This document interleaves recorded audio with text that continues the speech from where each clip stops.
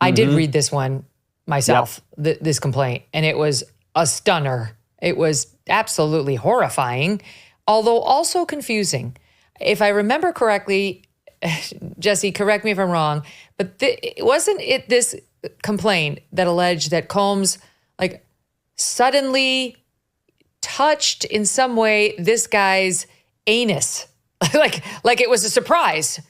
I'm sorry to get graphic, but I remember reading like, how does that happen just out of the blue? Sure. And the whole complaint reads like this. He says he was a videographer for Combs and a producer, and he's got a lot of this stuff on tape. But give us a feel for the Rodney Jones lawsuit also being handled by Tyrone. Okay, so he is alleging a number of things. He is saying that, yes, he was sexually harassed and assaulted by Combs, that he was groped, fondled, that he was forced to watch Diddy naked, taking showers, that he was forced to recruit sex workers to perform sex acts with them for the pleasure of Diddy, that he was drugged at one point, found himself in bed with sex workers. So you already see flavors of sex trafficking, sexual abuse, and sexual harassment. He also says he witnessed acts of violence. He said that he was Diddy involved in a shooting at a recording studio, that Diddy admitted to his involvement, as we mentioned before, the 1999 nightclub shooting, that he's seen drug abuse, that he's seen illegal weapons possession. He is alleging everything. And big theme from that, too, is he is alleging that Diddy groomed him for homosexual sex. The reason I bring that up, Megyn, is because there's been a lot of rumors and speculation about Diddy because of things like that. And one of the things that he says is Diddy showed him a video of a prominent person in the music industry having homosexual sex. He mentioned how he was a victim of Cuba Gooding Jr., that Cuba Gooding Jr. one night was on a yacht and Diddy left them alone, and Cuba Gooding Jr. fondled him and made him uncomfortable, and that he's now suing Cuba Gooding Jr. for that.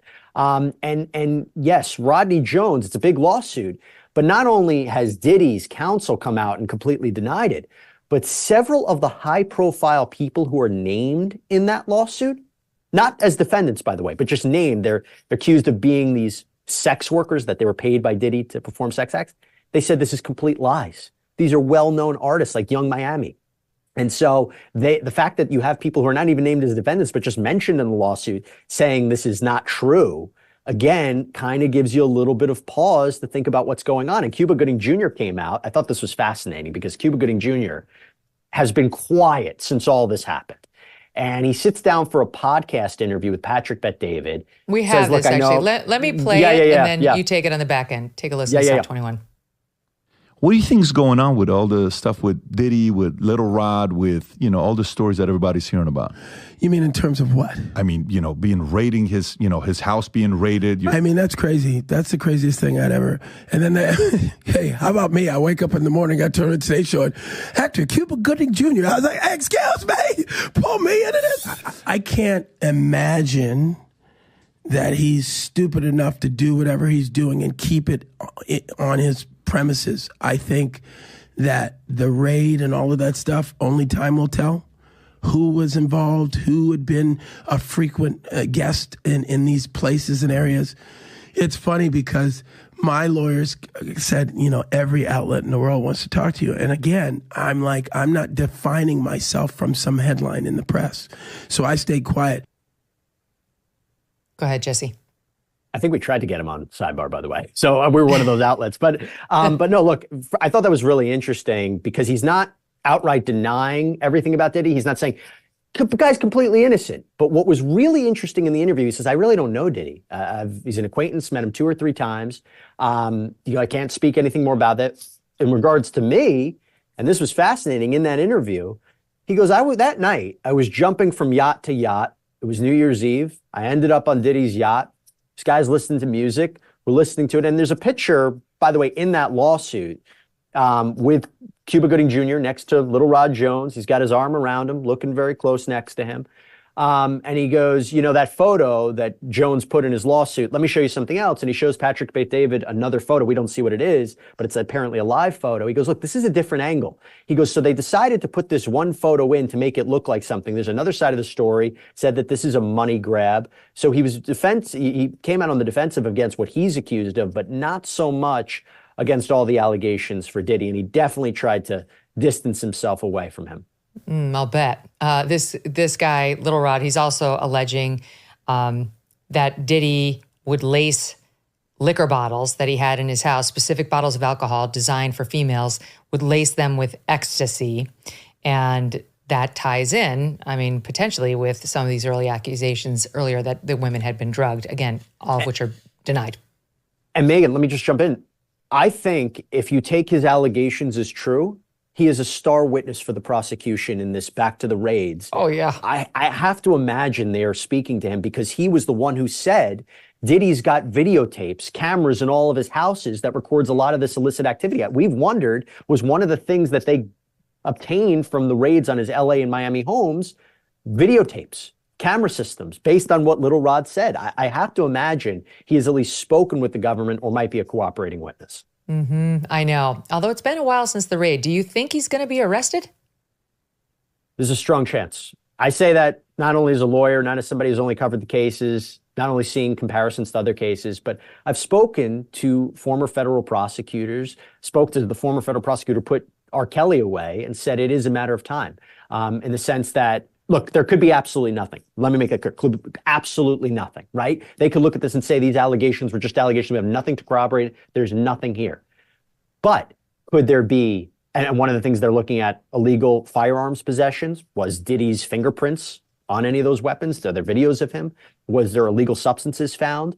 Do the videos show, or anything from that house show, sex trafficking or sex crimes of any sort? We just don't know. But having said that, what I keep being told is the feds don't come in like that. And with the level of force, yes, they're dealing with massive properties. They don't know who's in there. There's been allegations of firearms and violence. They didn't know what they were going into. But the feds don't go in and do this unless they have something, and they're going to find something. So we don't know. We shall see. But it's definitely possible that Diddy and perhaps his sons or associates could ultimately be charged. We just don't know, but it's possible. There's at least one lawsuit against one of the sons with disturbing allegations. But before I let you go, Bieber and Usher were both two up-and-coming stars who were taken under the wing by Diddy. There's some weird tape of both of them talking about some experiences with Diddy. Usher was like, it was crazy. It was, bizarre land inside of Diddy's home.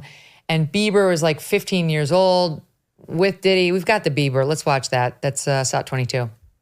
Justin, you ever seen the movie 48 Hours? Right now, he's having 48 hours with Diddy, him and his boy.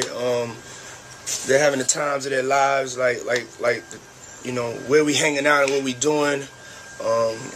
We can't really disclose, but it's definitely a 15-year-old's dream.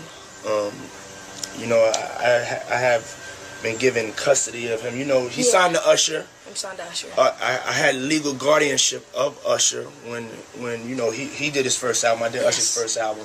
I don't have legal guardianship of him, but for the next 48 hours, he's with me. So and we gonna go full crazy. I'm going crazy. Oh God. And when he had Usher was only 13. So what are we to make of those two people and their relationship to Diddy?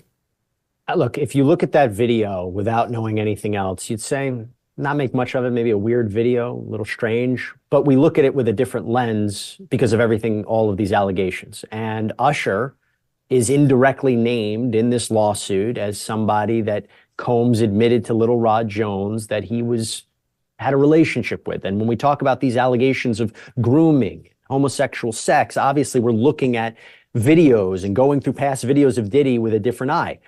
Will this video be relevant? Will it be relevant in an actual criminal case against Diddy? Probably not. Will Justin Bieber be questioned by the feds about his relationship or contact with Diddy? It's hard to say, and probably not. But it's just, we look at things like that. When anybody is accused of something or anybody is charged with something, we go back, we look at the past, we look at the videos, and we try to see if we can find clues of something that was going on. But we don't know what that was really about.